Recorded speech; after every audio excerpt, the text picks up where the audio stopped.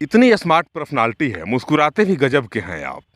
और खेती के क्षेत्र में क्यों बढ़ गए आप? अलग हट के करके एक ऐसा मार्ग प्रशस्त करें कि जितनी भी समाज में अभी के स्थिति में हमारी समस्याएं हैं, बेरोजगारी एक बहुत बड़ा समस्या है, तो इन समस्याओं को हम ऐसा मार्ग प्रशस्त करें, लोगों को दिखाएं कि उसको किस तरह से दूर किया जाए, उसका निदान एक मिले। इसका लाइफ साइकिल 6 महीने का होता है। 3 महीना पौधा बनाने में लगता है और 3 महीना के बाद फल टूटना चालू हो जाता है। यहाँ भी अगर आप देखेंगे तो देखिए स्ट्रॉबेरी के यह एक एक जो है,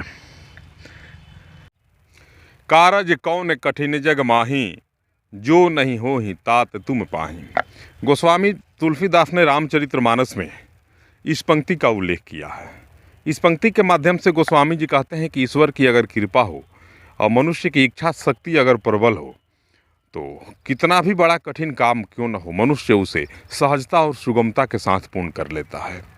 गोस्वामी जी की इस पंक्ति को चरितार्थ कर रहे हैं मीरगंज के एक युवा सामाजिक कार्यकर्ता कहें, बड़े व्यवसायी कहें और कृषि के क्षेत्र के माहिर खिलाड़ी जिन्हें कहा जा सकता है, निखिल कुमार गुप्ता जी। निखिल कुमार गुप्ता जी मीरगंज के एक बड़े घराने से ताल्लुकात रखने वाले लोग हैं। राजनीतिक घराना रहा है इनका और जमींदार परिवार के लोग हैं। आज के युवा नौकरी के पीछे भाग रहे हैं, राजनीति के पीछे भाग रहे हैं, कैरियर की तलाश में अनेकों प्रकार के जुगत करते करते थक जाते हैं। इन तमाम झंझावातों को और मिथकों को चुनौती देते हुए निखिल कुमार गुप्ता ने मीरगंज की धरती पर एक अनोखा प्रयास प्रारंभ किया और उस प्रयास में इन्हें पूर्ण रूप से सफलता भी हासिल हुई। आप देख सकते हैं निखिल कुमार गुप्ता जी के द्वारा एक कृषि फर्म का निर्माण किया गया जिसमें स्ट्रॉबेरी की खेती की जाती है। स्ट्रॉबेरी के साथ साथ पपीते की खेती भी करते हैं, कोई ड्रैगन फ्रूट की भी खेती करते हैं, अनेकों प्रकार के खेती करते हैं निखिल कुमार गुप्ता जी। अभी आज मैं मौजूद हूँ इनके स्ट्रॉबेरी के फर्म में। आप देख सकते हैं बड़ी लगभग 2 एकड़ में इनका यह फार्म फैला हुआ है और बृहद और व्यापक पैमाने पे स्ट्रॉबेरी की खेती करते हैं। आप देखेंगे स्ट्रॉबेरी का यह पौधा है और छोटे छोटे पौधे हैं। अगर आपको मैं दिखा सकूं तो दिखाता हूं। देखिए यहाँ यह स्ट्रॉबेरी के फल हैं। आप लोग देख सकते हैं कितना सुंदर अभी लालिमा के साथ आगे बढ़ रहा है, यह विकास कर रहा है। अभी यहाँ भी अगर आप देखेंगे तो देखिए स्ट्रॉबेरी के यह एक एक जो है फल लगे हैं स्ट्रॉबेरी के। निखिल कुमार गुप्ता जी हैं और मीरगंज की धरती पे एक अनोखा प्रयास प्रारंभ किए हैं जिसमें इन्हें पूर्ण सफलता भी हासिल हो रही है। सफलता मिले भी क्यों नहीं, ईश्वर की असीम कृपा है इन पे और इनके कठिन परिश्रम का यह नतीजा है कि आज सफलता हासिल कर रहे हैं हम। बड़े दूर दूर के लोग आते हैं, इनके फार्म को देखते हैं, इनसे तालीम लेते हैं कि किस प्रकार से आप खेती करते हैं। यूँ कहें कि दूर के किसान आकर के इनसे स्ट्रॉबेरी की, पपीते की, ड्रैगन फ्रूट की तमाम खेती के बारे में प्रशिक्षण लेते हैं और जाकर के अपने यहाँ इस कार्य को प्रारंभ करते हैं। निखिल कुमार गुप्ता जी आज इस फर्म में मेरे साथ हैं और इनसे जानने का प्रयास करेंगे कि आखिर जिस उम्र में लोग राजनीति में जाते हैं, नौकरी करते हैं, व्यवसाय करते हैं, कैरियर बनाने के लिए विभिन्न प्रकार के मार्गों का चयन करते हैं, आखिर क्या सूझा। एक बड़े घराने के लोग हैं, जब राजनीति में कोई नहीं आता था उस ज़माने में इनके परिवार के लोग विधान पार्षद हुआ करते थे और इतनी सारी शोहरत के बावजूद भी आप क्यों कृषि के क्षेत्र का ही चयन किए, इन तमाम बिंदुओं पर चर्चा करेंगे। बहुत बहुत स्वागत है हुजूर आपका मेरे इस चैनल में। जी नमस्कार। इतनी स्मार्ट पर्सनालिटी है, मुस्कुराते भी गजब के हैं आप। और खेती के क्षेत्र में क्यों बढ़ गए आप लोग? तो शोहरत वाले लोग हैं, आप नामचीज परिवार से आते हैं, बड़े घराने से ताल्लुकात रखते हैं, आपको नौकरी में जाना चाहिए था, IAS IPS की तैयारी करनी थी, आप कृषि के क्षेत्र में कैसे बढ़े? अगर कृषि के क्षेत्र में बढ़ ही गए तो यह अजूबा खेती करने की जिज्ञासा आपके मन में कैसे जागृत हुई? देखिए, दिल में तमन्ना रहती है कि कुछ अलग हट के किया जाए और अलग हट के करके एक ऐसा मार्ग प्रशस्त करें कि जितनी भी समाज में अभी के स्थिति में हमारी समस्याएं हैं, बेरोजगारी एक बहुत बड़ा समस्या है, तो इन समस्याओं को हम ऐसा मार्ग प्रशस्त करें, लोगों को दिखाएं कि उसको किस तरह से दूर किया जाए, उसका निदान एक मिले। तो इसी चीज़ को ध्यान में रखते हुए, और खेती तो खैर हम लोगों को विरासत में मिला है, तो खेती तो करना ही है, लेकिन अभी जो हमारे कृषक हैं या फिर खेती करने वाले लोग हैं वो पारंपरिक ढंग से खेती करते हैं, जिसमें गेहूं, चावल, मक्का वक्का ये सब हो गया। तो इसमें खेती करते हैं और बताते हैं कि हमें आमदनी नहीं हुई और वो विमुख होते चले जा रहे हैं इसके तरफ से। लेकिन हमारा आधारभूत तो खेती ही है, इसी से सारी चीज़ें व्यवस्थित हो सकती हैं।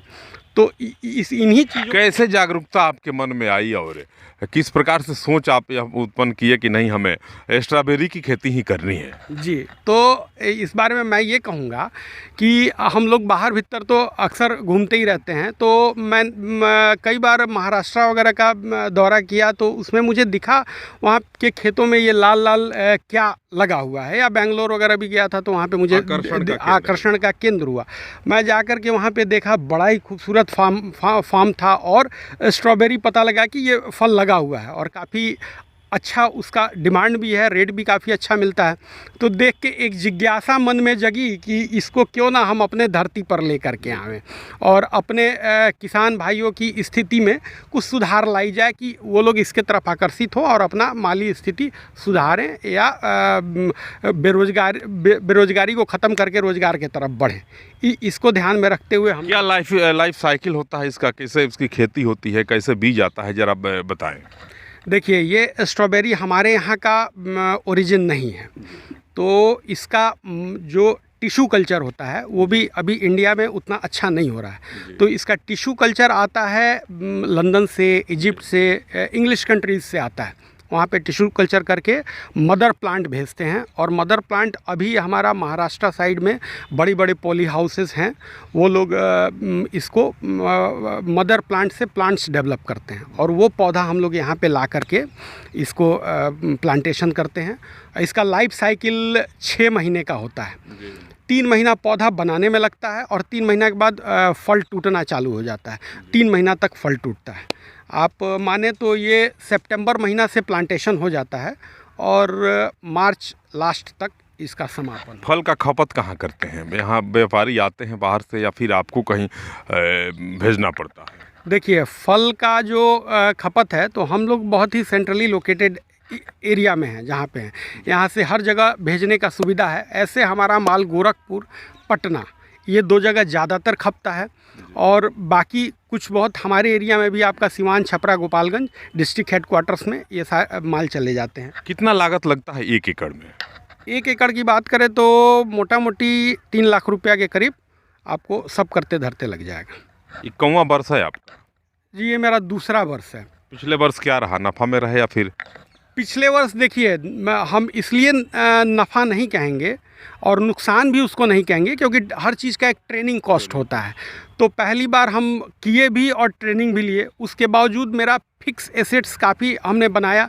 जैसे बाउंड्री वगैरह हम लगाए, चारों तरफ ये फेंसिंग किया जानवर से बचाने के लिए, अनावश्यक आदमी से बचाने के लिए। तो इस सब में मेरा काफ़ी खर्च लगा। तो पिछले साल हम उसका प्रॉफिट काउंट कैलकुलेट नहीं करेंगे। इस बार उम्मीद है कि भगवान के दया से कुछ हो जाना चाहिए। क्या लगता है बिहार सरकार जो है कृषि और कृषकों के मजबूती के लिए लगातार प्रयास कर रही है? विभिन्न प्रकार के कार्यक्रम चलाए जाते हैं, कृषि विभाग के द्वारा विभिन्न प्रकार की जागरूकता रैलियां आयोजित की जाती हैं। आपको इस क्षेत्र में बिहार सरकार के कृषि मंत्रालय से कुछ लाभ मिला क्या? देखिए, बिहार सरकार के कृषि मंत्रालय से तो नहीं, लेकिन हार्टिकल्चर जो है आपका, उससे हमको कुछ लाभ मिला। काफ़ी मशक्क़त करने पर कुछ लाभ उनसे मिला, जैसे ड्रिप इरिगेशन सिस्टम्स वगैरह हमको मिला है। लेकिन सरकार जो अभी कर रही है किसान को जागरूक करने का काम, उसमें अभी बहुत सी कमियां हैं, वो ज़मीनी स्तर पर नहीं है। एक आम किसान को सरकार के तरफ से अभी सुविधा मिल नहीं पा रहा है। बहुत ज़्यादा जो एग्रेसिव है और डिपार्टमेंट के साथ लगा हुआ है, वही लोग कुछ परसेंटेज लाभ ले पाते हैं, अन्यथा 80-90% किसानों को लाभ नहीं मिल पाता है। बहुत सारे लोग सुबह से शाम तक आपके यहाँ काम करते हैं। मुझे लगता है कि 2 दर्जन से ज़्यादा लोगों को आप स्वरोजगार की उपलब्धि भी हासिल करवा पाएँ। जी, यहाँ पर हम जो अभी अपना फार्म हाउस चला रहे हैं, तो इसमें मोटा मोटी मान के चलिए सारा कॉर्प वगैरह जोड़ दें तो मैं 3.5 या 4 एकड़ ज़मीन पे अपना काम अभी कर रहा हूँ। तो इसको हैंडल करने के लिए मुझे 2 दर्जन में वही 22 आदमी 25 आदमी के करीब आवश्यकता रहती है। बिहार के अन्य बाहर के प्रदेशों से भी आप लोग मजदूर मंगाए? हाँ, कुछ एक्सपर्ट लेबर्स को हमने मंगाया है। पिछली साल चूँकि हमारा फर्स्ट ईयर था तो हमारे यहाँ के भी लेबर ट्रेंड नहीं थे स्ट्रॉबेरी के मामले में, और मैं भी नया ही कर रहा था। तो जो लेबर बाहर जाके प्रांतों में काम किए हुए हैं उन लोगों को मैं एक्सपर्ट लेबर्स को यहाँ बुला के अपना काम किया और अपने लेबर को ट्रेंड कर दिया। मैं भी ट्रेंड हो गया। एक अजूबा चीज़ देख रहे हैं, ये पॉलीथीन लगाया गया है, इसके बारे में ज़रा बताएं, इसका क्या लाभ है? जी बिल्कुल, ये मल्चिंग पेपर है, ठीक है। ये मल्चिंग पेपर जो है एक तो घास उगने से भी रोकता है, तो हमारा कॉस्ट ऑफ कल्टीवेशन कम हो जाता है, घास उखड़वाने की ज़रूरत नहीं पड़ती है। दूसरा सबसे बड़ा स्ट्रॉबेरी में ये है कि बिना मल्चिंग पेपर के आप स्ट्रॉबेरी की खेती नहीं कर सकते हैं, क्योंकि इसमें आपको जो फ्रूट्स है मिट्टी के कांटेक्ट में आएगा तो फंगस लग जाएगा और वो ख़राब सड़ जाएगा। तो उससे बचाने के लिए भी पॉलीथीन की एकदम आवश्यकता है। क्या कहेंगे, बहुत सारे वैसे बेरोजगार नौजवान हैं जो भटक रहे हैं, रोजगार की तलाश में हैं, कई जगह पूंजी फंसाते हैं, सफलता नहीं मिल पाती है, वैसे नौजवानों को क्या कहेंगे आप, क्या अपील रहेगी आपकी? देखिए सर, हम तो ये कहेंगे कि हमारे खेती किसानी के तरफ उनका झुकाव बढ़े। वो जो भी हैं नए उच्च शिक्षा ले रहे हैं लड़के और ले करके इधर उधर नौकरी के लिए भटक रहे हैं, या जिनके पास शिक्षा का भी कुछ अभाव है और दिशाविहीन तरफ वो जा रहे हैं पैसा कमाने के लिए, तो उधर ना जा कर के हमारी धरती माता है यहाँ आकर के वो मेहनत करें, थोड़ा सा अलग हट के इन चीज़ों को काम को करें। जो पैटर्न शुरू से चला रहा है उस पर ना करके अलग हट के कुछ काम किया जाए, तो हमारे प्रांत का भी नाम रोशन होगा, उनका भी भरण पोषण अच्छे से हो जाएगा और वो 10 लोगों का घर का चूल्हा जला सकेंगे। कारज कौन कठिन जग माही। देखिए, गोस्वामी जी की इस पंक्ति को निश्चित रूप से चरितार्थ कर रहे हैं निखिल गुप्ता जी। कारज धीरे होत है काहे होत अधीर, समय पाए तरुवर फले केतक सींचे नीर। कितनी दोहा और कितनी चौपाइयाँ मैं इनके लिए प्रस्तुत करूं। मैं अपने शब्दों के अथाह सागर में निखिल कुमार गुप्ता के लिए निशब्द मान रहा हूं। कोई शब्द चयनित नहीं कर पा रहा हूं कि किन शब्दों में इनकी प्रशंसा करूं और किन शब्दों में इनके लिए मैं प्रार्थना करूं। मीरगंज जैसे जगह पे इतना बड़ा फर्म, इतनी बेहतरीन उपलब्धि, कठिन परिश्रम और सच्चे लगन का देन है। बड़े दूर दूर से लोग यहाँ आते हैं और खेती के गुर सीख करके जाते हैं। आप जब देखेंगे दूर तक आपकी दृष्टि जाएगी तो बिल्कुल आधुनिक तरीके से खेती की गई है। सब जगह पाइप है। अच्छा, एक जानकारी और चाहिए थी, पाइप जो लगाया गया है तमाम मेड़ों पे, इसकी क्या विशेषता है? देखिए, यही खेती का ये सब वैज्ञानिक विधि है। अभी क्या है कि इसमें पूरा ड्रिप इरिगेशन सिस्टम लगा हुआ है, और ये जो ड्रिप इरिगेशन सिस्टम है पूरा सेंट्रलाइज है, एक जगह से हैंडल हम करते हैं। इसमें पानी की भी बचत होती है। जैसे पहले हम लोग फ्लड नाला में पूरा पानी दे देते थे तो उसमें पानी का बर्बादी बहुत होता था, और ये टपक विधि है, ये पौधे के पास जा कर के टपक जाता है पानी, तो पानी एकदम बेहद कम लगता है और पौधे को जितनी ज़रूरत है उतनी पानी मिल जाती है।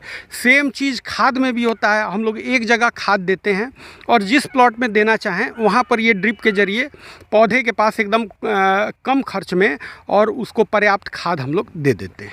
देखिए, आपकी दृष्टि जहाँ तक जाएगी चारों तरफ हरियाली है, पौधे अब फल देने भी लगे हैं, आप देख सकते हैं, आपको दिखाया भी।